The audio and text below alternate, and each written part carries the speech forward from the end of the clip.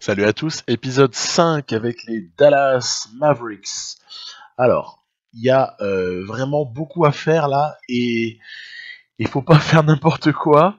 En tout cas, il faut essayer de faire gaffe à la direction qu'on va donner à cette partie parce que, mine de rien, c'est crucial. C'est crucial. Vous allez voir dans cet épisode, je vais, euh, je vais terminer la régulière et puis surtout après, on va s'occuper de l'intersaison. Et l'intersaison 2019 des Dallas Mavericks, c'est un truc qui peut être synonyme de succès très rapide pour cette équipe, et ça peut être aussi synonyme de stagnation, voire d'enlisement, de perte de morale, de gâchis, tout ce qu'on peut vouloir. On va parler de tout ça, c'est l'objet vraiment de cet épisode. Alors la rotation actuelle, pour terminer la saison régulière donc en cette année 2019. Elle est ce qu'elle est. En gros, il y a Luka Doncic, il y a Kristaps Porzingis qui est blessé et qui ne jouera plus de la saison, donc je ne vais plus le faire jouer de la saison, même si le jeu estime que finalement il pourrait revenir sur les derniers matchs, hein, quand on voit là le rapport de blessure, parce que vous voyez j'ai démarré le truc avec un commencer maintenant au 25 février. Voilà. Très très clair. Du coup, en fait, il y a moyen de le faire jouer si on veut. Mais je vais surtout pas le faire jouer. On espère qu'il va pas trop râler. Le calendrier, il est ce qu'il est, mais avec pas mal d'équipes de playoffs à affronter. Il y a, il y a pas beaucoup d'équipes qui jouent rien, en fait. Si, voilà, il y a du Washington, vite fait, du Cleveland, il y a quelques matchs comme ça, mais bon. Donc, le tout, ça va être de voir dans quel esprit on joue les choses, d'une part, et dans quel but, avec quelle contrainte. Ben, c'est simple. La contrainte, il y a pas à tortiller. C'est que les Atlanta Hawks possèdent le tour de draft des Dallas Mavericks avec une protection qui est top 5. Ce qui est intéressant, c'est que le GM d'Atlanta, il a révélé il n'y a pas très très longtemps que leurs propres équipes de statisticiens, analystes, tout ce que vous voulez, mathématiciens quasiment, les gens qui font des projections, des prospectives, ils avaient estimé le choix, au moment de la draft de l'été dernier, hein, ils avaient estimé que le choix des Dallas Mavericks à l'été 2019, il serait aux environs de la 8e place, le premier tour. Hein. Et c'est sur cette base-là qu'ils ont conclu l'accord qui, comme vous le savez tous, a permis de drafter Doncic en 3 et de l'envoyer à Dallas, et ensuite de récupérer donc ce fameux tour que j'évoquais en 2019, protégé top 5, et évidemment Trae Young, qui lui a été pris en 5 officiellement par Dallas et envoyé aux Hawks. Voilà, c'est un peu compliqué, mais ça c'est la cuisine NBA, c'est assez, c'est assez habituel. Voilà, donc en fait, ce tour 2019 qui est protégé top 5, ben, ça interpelle parce que les Dallas Mavericks ont-ils les moyens ou pas d'aller tanker comme des porcs pour éventuellement euh, descendre, chuter au classement quelque part, et ensuite pouvoir à la loterie avoir top 5 avec un peu de chance. Donc dans ce cas-là, il garde le pic, quoi, ce qui est quand même assez immense. Hein. Et puis dans le cas où évidemment ce choix il est 6, 7, 8, 9, 10, etc. Évidemment il va à Atlanta. Et donc dans ce cas-là, Dallas aura son choix 2020. Et ils auront aussi le choix 2022 et 2024. Puisque je rappelle que le 2021, dans le cas où 2019 part à Atlanta, le 2021 et le 2023 partent du côté des New York Knicks dans le cadre du transfert, cette fois-ci, de Kristaps Porzingis. Les Dallas Mavericks, vraiment, il faut avoir conscience qu'ils ont fait une forme de tapis sur Kristaps Porzingis.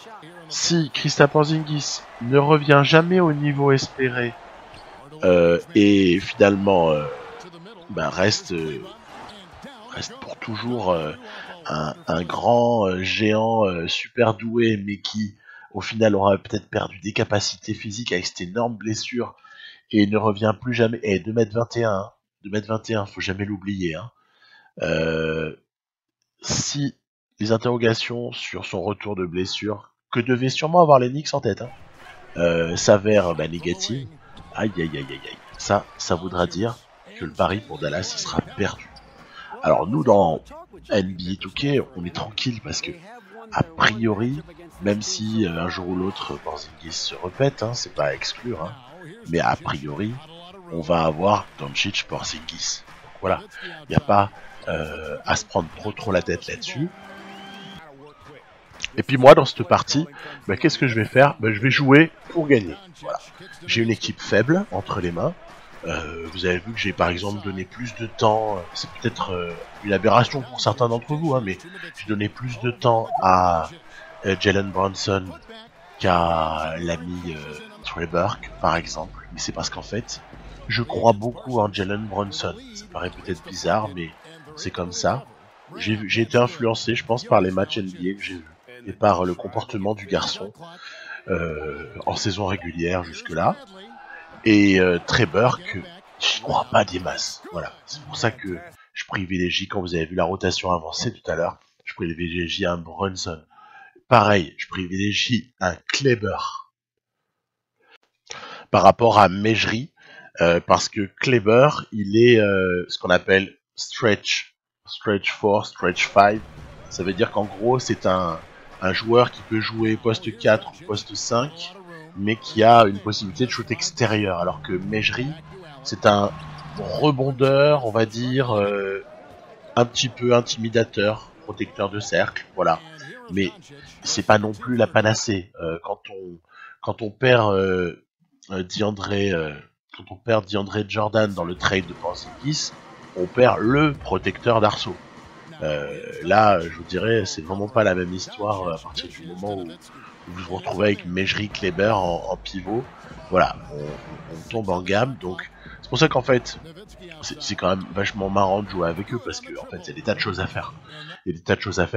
Mais bien que ce soit super marrant de jouer avec les Mavs comme ça, faut rien espérer. Mais c'est un peu trop fort pour, à mon avis, tanker et arriver à sauver, entre guillemets, le tour de draft 2019. Pourquoi j'en parle tant que ça? C'est parce qu'en fait, pour les Dallas Mavericks, ce serait l'aubaine la plus totale. Imaginez, vous venez de récupérer Porzingis, vous avez déjà quelqu'un qui est votre franchise player pour les je sais pas combien d'années à venir, Luka Doncic, et en plus vous chopez un top 5 de draft 2019 avec énormément de place dans le salary cap à l'été 2019.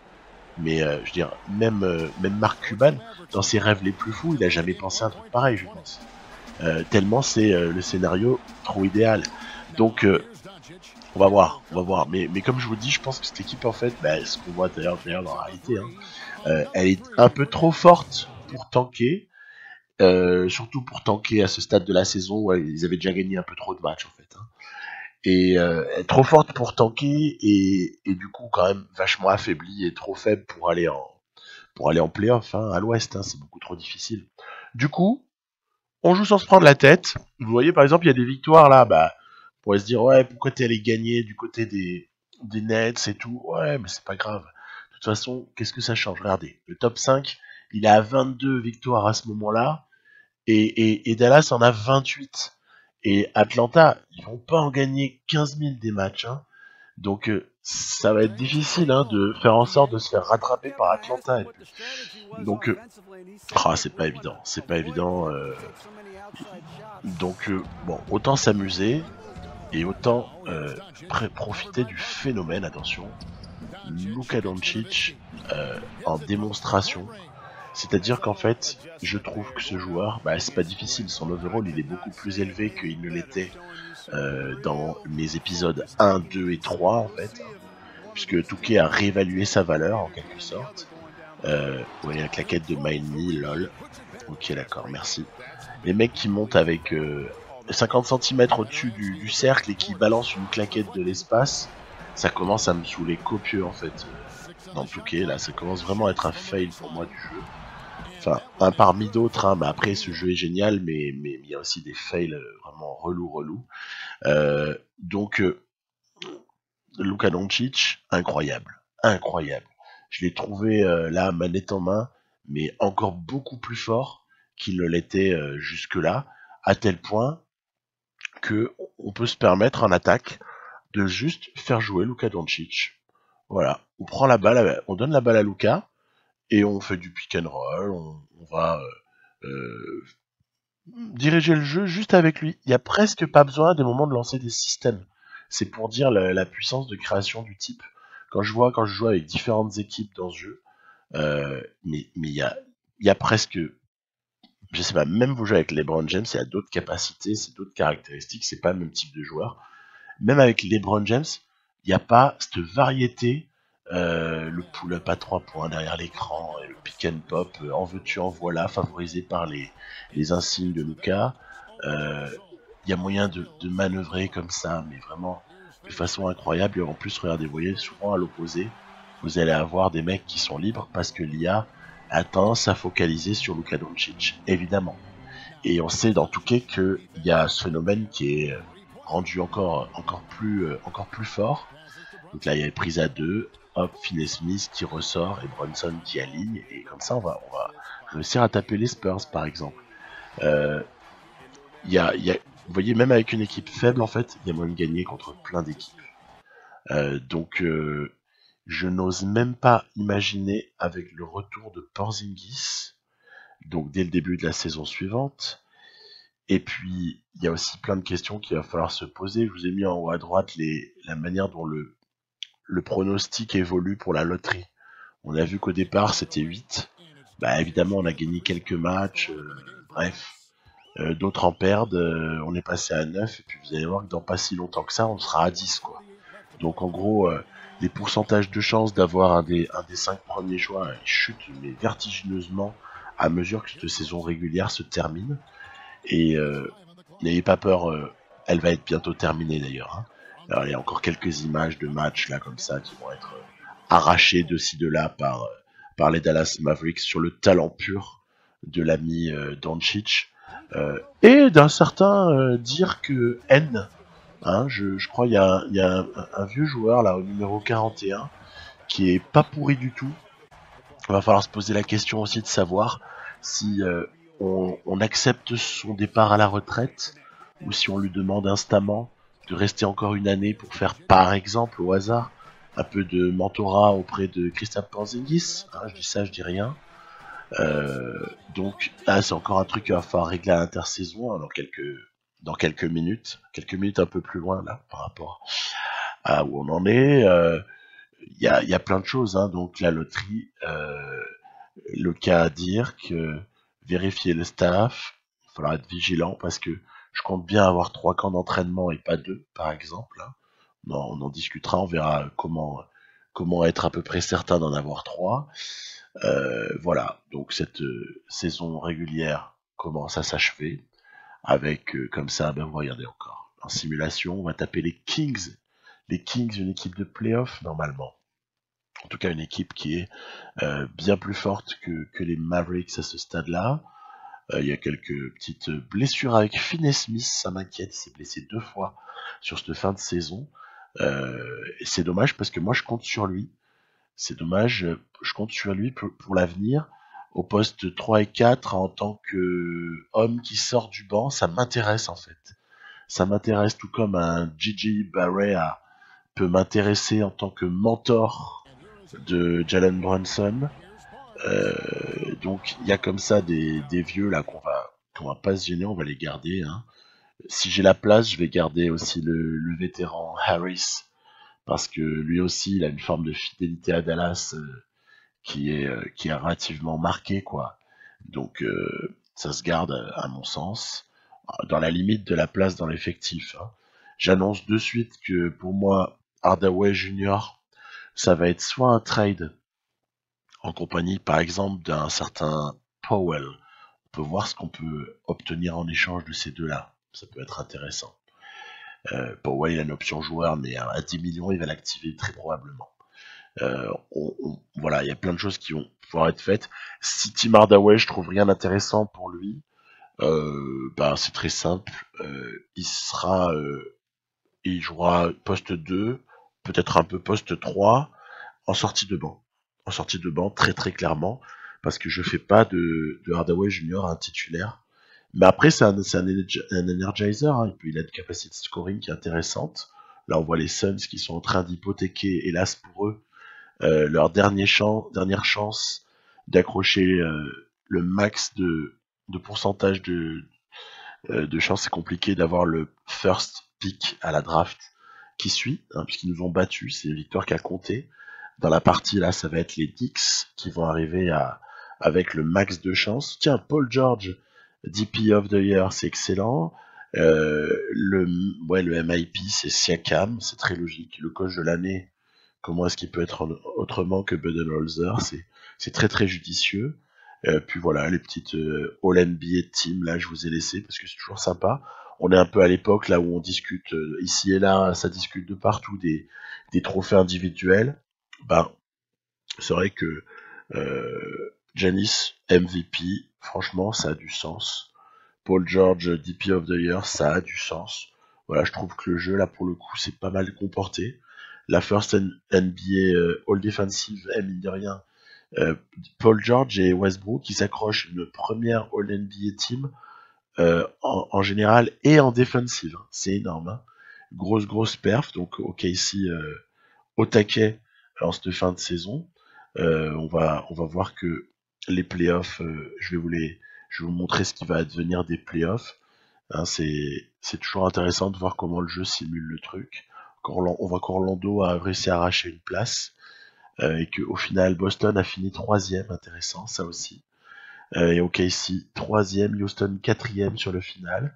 Donc là aussi c'est des petits trucs là qu'on se pose comme question actuellement. Et puis nous, ben 13e, ouais ben voilà, hein, 13e on est plus ou moins à notre place. Alors allons-y, on va on va regarder ce que peuvent donner les playoffs hein, dans ce contexte-là. Alors une seule surprise. Beaucoup de gens en parlent, c'est l'upset de Denver au premier tour, ok.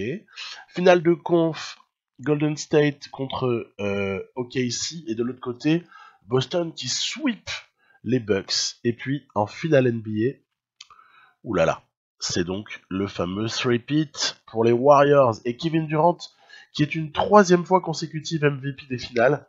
Eh ben, voilà. Eh ben, figurez-vous que ceci annonce un éclatement, je peux le dire déjà, ça y est, je spoil. Ceci annonce un éclatement des Warriors à l'été qui suit, et vous allez voir ça. Ça commence avec l'histoire des gens qui prennent leur retraite ou pas. On va demander à Dirk Nowitzki de différer sa retraite. Et ouais, ça fait plaisir à Porzingis. Alors il faut pas mésestimer ça. Après, on va à la draft. Je rappelle que si on a top 5, on le garde. Alors, on y va de suite. Ouais, j'aime pas égrener, hein, j'envoie direct. Les Knicks ont le pick 1 et pas de miracle. On reste avec notre 9e choix. Donc, ce choix part du côté d'Atlanta. On n'a donc pas de premier tour à cet été 2019. C'est pas grave. Ensuite, il s'agit de s'occuper du staff. On voit qu'il y en a 3 sur 6 qui doivent être soit renouvelés, soit il faut en trouver d'autres. Moi, je vais attacher un soin tout particulier à ce que le préparateur physique soit bon, de très bonne qualité, parce que je souhaite avoir 3 camps d'entraînement à la fin de l'été qui suit. Et ouais, sinon on n'en a que 2, voire 1, suivant la qualité du préparateur physique. Et puis, comme il n'est pas exclu que je monte un ou deux trades, je vais prendre un très bon assistant GM. Vous savez, il y a une note en négociation de contrat, il y a aussi une note en transfert. Donc pour essayer de garder toutes les chances de mon côté, je prends ce fameux Michael Williams. Et puis après, tant qu'à faire, choix du roi, on a pris un des meilleurs scouts. Ok, parfait. L'histoire, elle est réglée. On a donc notre staff. On est plutôt pas mal, très bon staff. Là, du côté des Dallas Mavericks, autour de Rick Carlisle. Ensuite, je vais me débarrasser du choix 40. Donc c'est le 10e choix du 2e tour. Je vais m'en débarrasser contre des choix de 2e tour qui correspondent à des années qui suivront. La draft, elle va donner un verdict intéressant. Zion, R.J. Barrett, etc. Ok. Mais ce qu'on peut noter quand même, voilà, c'est ce que je vous ai mis à droite, c'est que c'est relativement faible au niveau des overalls. Tant mieux. Parfait. Ça va pas venir bouleverser la ligue de suite, donc tant mieux. Et bah écoutez, comme ça, on verra bien ce qu'il advient. Ok.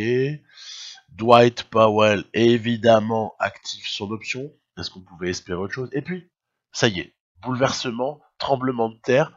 Les Nets qui bougent, ils se débarrassent de Crabbe. Tiens donc, ils prennent Finition qui en fait a quasiment le même total de pognon, mais sur 2 ans. Ah, ok, il libère du cap space pour prendre Kevin Durant. Ok. Kevin Durant va aller au Brooklyn Nets. Il va essayer d'aller écrire sa propre histoire. Ensuite, il semblerait que les Knicks bougent. Waouh, les Knicks vont essayer d'aller chercher Kawhi Leonard. C'est bien ça. C'est pas mal du tout, ça me plaît. Ça me plaît. En fait, ce que j'aimerais pas trop, c'est que dans la réalité, Kawhi Leonard, il reste à Toronto. J'aimerais bien qu'il parte. J'aimerais qu'il aille soit aux Knicks, soit par exemple aux Nets. Hein, il peut y aller, moi ça me dérange pas. Il peut aussi aller aux Clippers, ça me ferait plaisir. Je n'ose pas lui demander, de toute façon contractuellement c'est un peu compliqué, je n'ose pas lui demander de retourner aux Spurs, hein, ça serait pas réaliste. Mais pourtant, évidemment, ce serait tellement beau. Kyrie Irving a suivi Kawhi Leonard. Énorme. Ils vont peut-être former un duo aux Knicks. Vucevic resigne. Tobias Harris resigne. Ok, donc ça va. Ça, c'est pas trop surprenant. Brogdon, évidemment, va se faire prolonger. Il est super important du côté des Milwaukee Bucks. Ainsi que Chris Middleton également. En plus, à un tarif plutôt sympa. Plutôt sympa le tarif. Dans la foulée, le blockbuster trade de l'été, on en parlait depuis des lustres. Anthony Davis va bien aller du côté des Lakers. Le deal est un petit peu compliqué, il est un deal à 3 avec les Suns qui récupèrent au passage Lonzo Ball. Et de toute façon, les Pelicans visiblement n'en voulaient pas. Où il y a pas mal de tours de draft en tout, les Pelicans ils vont recevoir 2 jeunes très bons joueurs, plus un bon joueur, ainsi que 4 premiers tours. C'est cher, mais c'est ce qu'ils veulent. Ensuite, les Lakers ils vont commencer à entourer un petit peu LeBron James et Anthony Davis. C'est Goran Dragic qui va les rejoindre, alors que le Heat se met à bouger. Le Heat offre sur un plateau Whiteside du côté des Hawks.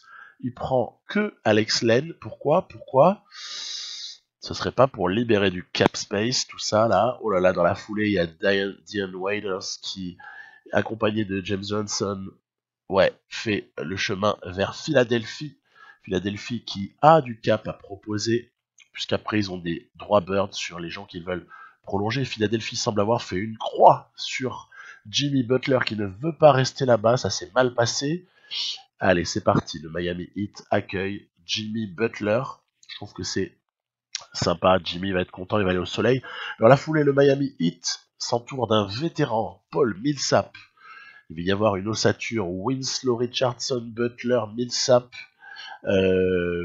ainsi que Adebayo, et puis un banc qui n'est absolument pas ridicule. Thomas Satoransky d'ailleurs va venir un petit peu gonfler le banc. C'est bien d'avoir un meneur en sortie de banc comme ça, et j'aime beaucoup Thomas Satoransky, je pense qu'il est assez sous-évalué, c'est un joueur très intéressant. Ok, très bien, ça a déjà pas mal bougé, mais que se passe-t-il, on dirait, que se passe-t-il du côté des Dallas Mavericks, enfin voyons. Eh ben, du côté des Dallas Mavericks, on va monter un deal à 3. On va beaucoup passer de temps à l'ajuster parce que les deux autres équipes ne veulent pas forcément. Et on va récupérer Robert Covington et Serge Ibaka. Alors, les Wolves, ils voulaient alléger sur le long terme leur masse salariale. Les Raptors voulaient se débarrasser d'Ibaka parce que Gasol aura prolongé chez eux. Et nous, on se débarrasse d'un équivalent en salaire, on envoie des deuxièmes tours. Bref, on donne tout ce qu'on a. On vide la boutique pour entourer Doncic et Porzingis avec quoi? Avec des soldats. Voilà, c'est le mot d'ordre. On entoure nos deux génies du basket avec des soldats et non pas avec des gens qui ont besoin trop d'avoir la balle. Voilà, c'est vraiment ça l'esprit de mon intersaison là avec les Mavericks. C'est du soldat, du rebondeur, du défenseur, du mec dur en défense. Et puis quand même, hommage aux anciens, on va pas non plus euh, mépriser. Gigi Barea, tu viens à la maison, mon grand.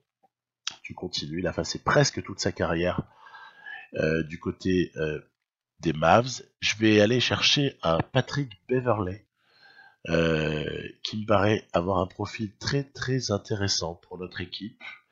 Et je vais également aller chercher un joueur qui me plaît, c'est Al-Farouk Aminou. Dans le registre 3&D qui peut jouer en 3 ou en 4, c'est exactement ce qu'il me fallait pour compléter la rotation. Alors sortie de banc, tiens, que se passe-t-il du côté des Knicks? Ça bouge. On sacrifie Dennis Smith contre Domantas Sabonis pour les Pacers qui avaient effectivement besoin d'un meneur un peu plus talentueux. Je vois un autre mouvement, Clippers qui attire Kevin Love en échange de Gallinari et un tour de draft. Eh ben dites-moi, ça préparerait pas une petite offre, tout ça du côté des Clippers? En tout cas, ça prépare du cap space énorme à l'été 2020 du côté des Cavs. Hein. Visiblement, ils se préparent à taper de grands coups là sur le marché des agents libres l'année d'après, donc ils préparent le terrain. Et puis, me dites pas que les Clippers n'ont pas une idée derrière la tête. Ben oui, voilà, évidemment. Explosion du noyau Golden State, puisque Klay Thompson va décider de retourner chez lui, à Los Angeles, mais pas nécessairement là où on croyait. Beaucoup de gens pensaient aux Lakers ou espéraient les Lakers, eh bien non. Eh bien non. Ce seront les Clippers. Ariza va aller compléter l'armée des Knicks, importante armée des Knicks, qui a l'air d'avoir aussi visiblement bien agi sur le marché, là. Et du côté des Lakers, on va commencer à recruter du shooter. Parce que c'était bien gentil l'équipe 2018-2019, mais on va faire venir J.R. Smith. Lui, il sait comment jouer aux côtés de LeBron James quand il n'oublie pas de prendre des temps morts ou qu'il oublie le score. Les Pacers vont s'occuper de re-signer ce qui est important pour eux. Donc ils ont Smith, Oladipo, Turner déjà garanti. Il va falloir prolonger Bogdanovic. Ils vont aller recruter Julius Randle. Très bonne pioche pour les Pacers, puisqu'ils ont perdu Sabonis, mais en échange d'un bon meneur, en tout cas d'un meneur dans lequel il y a de l'espoir, Smith. D'Angelo Russell va re-signer un joli contrat sur 5 ans, en tout cas 4+1, du côté des Nets. Ok, donc on va avoir Kevin Durant avec l'ossature des Nets, très très probablement. Quand je pense à l'ossature des Nets, je vous dis ce que je pense. Je pense qu'Alan Williams, il va être utilisé en rotation au poste 5, même s'il est marqué ailier fort. C'est un très bon rebondeur, donc voilà l'intérêt, alors qu'il stretch pas du tout. Je pense que Randy Hollis Jefferson, c'est un mec qu'il faut pas mépriser, il faut garder, ça c'est très important. Donc ça fait Levert, Russell, Hollis Jefferson, et puis Kevin Durant, bien sûr, avec Jarrett Allen, c'est assez intéressant tout ça. Bah, évidemment, du côté des Mavs, on va pas non plus oublier l'essentiel. Hein, maintenant qu'on a pris nos soldats, on avait gardé du cap space, c'est pour ça que j'ai pas re-signé Porzingis tout de suite. Vous connaissez l'astuce, je l'ai déjà détaillé dans d'autres épisodes. Surtout, ne pas se précipiter à reconduire les contrats de nos mecs qui sont en fin de contrat rookie. Donc voilà, Porzingis re-signé. Nowitzki en 1+1, c'est lui qui décidera. Et je prolonge sur le long terme le jeune Antetokounmpo, le frère de l'autre, parce que je pense qu'il peut progresser beaucoup et être d'une grande aide dans cette équipe-là, en tant que rebondeur notamment. Après, on voit que les Trailblazers font le boulot. Ils prolongent Hood, Lehman et juste avant Enes Kanter. Et les Knicks également profitent des droits Bird de Vonley pour le prolonger. Du côté de Charlotte, on va s'occuper de prolonger les joueurs. On fait confiance toujours. Walker, Kaminski, notamment, voilà, avec Jeremy Lamb. Voilà, très bien, on garde le même noyau, on se dit que ça devrait aller en playoff peut-être l'année qui suit. Du côté de Boston, on a perdu Irving, on va vite sécuriser euh, Terry Rozier. Et tiens, les Kings vont recruter Derek Favors pour jouer en 5 parce que il se prépare une petite équipe fort sympathique qu'on découvrira au cours des épisodes qui suivront. Du côté des Suns, on a prolongé Kelly Oubre, on a prolongé Hurts. Je rappelle qu'on a drafté Zion Williamson. Je rappelle qu'on a chopé Lonzo Ball. Attention les Suns, attention, ça va devenir chaud les Suns. Les Wizards aussi s'occupent un petit peu de leur avenir en sécurisant quelques contrats. Alors sur Jabari Parker, ils prennent un peu moins de risques parce que on n'est pas quand même encore sûr de ce que peut être son niveau réel. En revanche, Bobby Portis, valeur sûre dans son registre à lui, hein, ainsi que donc on avait vu juste avant Bryant. Oh tiens, les Lakers recrutent un shooter de plus. C'est JJ Redick qui vient compléter l'armada avec évidemment J.R. Smith, on l'avait vu juste avant. Et tiens, les Warriors sauvent leur intersaison en se conservant un petit trio DeMarcus Cousins, Draymond Green, Steph Curry. Ils ont perdu Klay Thompson et Kevin Durant. Et puis de l'autre côté, du côté des Mavs, on va aller prolonger Mejri. Vous savez pourquoi je le prolonge, Mejri? C'est parce que c'est un des meilleurs potes de Doncic. Voilà. Et puis Kleber, il ne va pas accepter ce que je lui propose, mais en fait, il a une qualifying offer. Donc voilà. Donc, le truc est réglé. Il va quand même rester avec nous une année. Je vous avais annoncé que Finney Smith, je prolongerai, que David Harris, je prolongerai. On va compléter le bout de notre banc, en fait, parce qu'on a déjà notre ossature, notre rotation, elle est déjà là. Donc, il y a le bout du banc à compléter, c'est fait. La progression des joueurs, ben voilà. On se retrouve avec 2 joueurs à 89 et avec du banc qui va être correct. J'ai gardé Courtney Lee, vous pouvez voir. J'avais pas envie de m'en débarrasser. Courtney Lee, et je vais devoir couper le jeune Bacon parce qu'en fait, sinon, ça fait trop de joueurs. Je profite toujours de cet écran-là pour regarder aussi les potentiels. Les potentiels, en l'occurrence, vous savez, je les classe par âge et puis je regarde un peu qui pourrait avoir besoin de jouer un peu de potentiel inexploité, comme ça, juste après, quand je m'occupe du camp d'entraînement, je sais déjà ce que j'ai à faire. Alors, on va effectivement donner... oui, j'ai zappé l'image en fait, je ne l'ai pas enregistré quand je l'ai fait, je vous raconte. J'ai mis qualité athlétique à Doncic, puisque c'est pas son point fort. J'ai mis potentiel inexploité à Brunson et au jeune Antetokounmpo. Voilà, histoire de croire en ces deux jeunes-là et de booster un peu le physique du Luka Doncic national.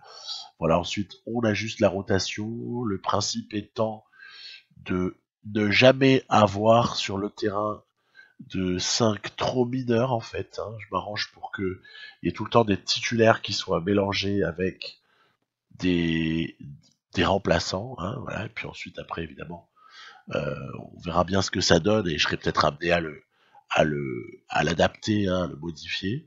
On va se servir de nos vétérans, c'est pour ça que je les ai recrutés aussi. C'est pour avoir du vétéran qui peut... Voilà, je vous avoue que le petit Antetokounmpo, là, je me dis qu'il peut devenir un bon pivot remplaçant ou ailier fort remplaçant avec son gabarit de malade mental. Le mec vaut vraiment le coup qu'on s'y intéresse. Puis après, je vais évidemment ajuster l'entraînement des uns et des autres. Donc par exemple, voilà, je vais rechercher mes petits fichiers là dont on a parlé dans un épisode qui était dédié à l'entraînement dans le mode My League, My GM. C'était il y a un petit temps, quelques semaines, j'avais parlé de ça. Donc voilà, je vais aller comme ça, donc ajuster tout ce qui me paraît important. Je vous avoue que Dirk Nowitzki, je vais pas passer un temps infini à ajuster son entraînement, parce que je veux dire, le mec à 41 ans, c'est bon, on va pas tout révolutionner maintenant, ça paraît délicat. Alors, premier match de la saison, c'est parti. Allez, avant de terminer l'épisode, on va quand même jouer un match. San Antonio, ça n'a pas énormément évolué. C'est resté autour de Aldridge, DeRozan. Gay a pris une année de plus. Et puis, on est avec du Puzzle. Faut quand même noter avec du Bertans. Voilà, tous ces gens-là. Bref, on a l'habitude. Des gens de Murray. J'ai mis du temps à Lonnie Walker. Je leur ai un peu ajusté leur rotation pour être franc. Parce que des fois, ça m'énerve la manière dont l'IA se comporte. Donc, les Spurs, je les soigne de près. J'aimerais bien qu'ils soient compétitifs là dans cette partie. Du coup, évidemment, on va commencer par tenter de les battre. Tenter, hein, parce que c'est loin d'être gagné. Mais je m'occupe un peu d'eux aussi. Chut, c'est un secret. Donc ensuite, qu'est-ce qu'on peut remarquer sur ce premier match? J'ai eu du mal à m'adapter avec Porzingis dans ce système-là au tout départ. Là, il y a un errement défensif de Doncic. Je voulais dire un mot à ce sujet-là. J'ai vu l'autre jour un Rockets contre Mavericks qui était assez énorme sur un plan. Je sais pas si vous avez aussi percuté le truc. J'ai trouvé la défense de Doncic sur Harden particulièrement intéressante parce qu'il n'a pas les moyens physiques de d'autres, l'ami Doncic, mais il a emmerdé Harden d'une façon qui est difficile à imaginer. Puis un autre qui est un petit peu un poison en défense, je l'ai mis sur DeRozan en fin de match évidemment. C'est l'ami Covington. Alors là, on est sur du très très haut niveau de défenseur. Là aussi, il force un shoot DeRozan à cause de Covington. Et on va se retrouver avec, au final, la possibilité en contre-attaque, voilà, d'aller chercher 3 points d'avance. 3 points d'avance. Encore un contre de Covington. Donc en gros, Covington, il a pourri la fin de match de DeRozan. En gros, dans le money time, il nous aura juste offert des ballons de contre-attaque. Enfin bref, je fais pas un dessin, des stops défensifs, des points un peu plus faciles en contre-attaque. Bref, voilà. Je pense que vraiment à Touquet, si on a un ou deux très forts défenseurs dans son équipe, la partie elle se passe pas de la même manière. Voilà. Donc c'est pour ça que je suis allé chercher Covington. Ibaka plus en dissuasion. C'est pas un très très fort rebondeur, on le sait, hein, mais on verra ce que ça donne. On verra très bien ce que ça donne. Donc je vous dis à très très bientôt pour la suite de tout ça. Et puis voilà, ça se passera à l'épisode 6. La saison elle va avancer. À bientôt, bye bye. And you were able to beat him down the floor tonight, KP. Thanks a lot for your time. Kevin, back to you.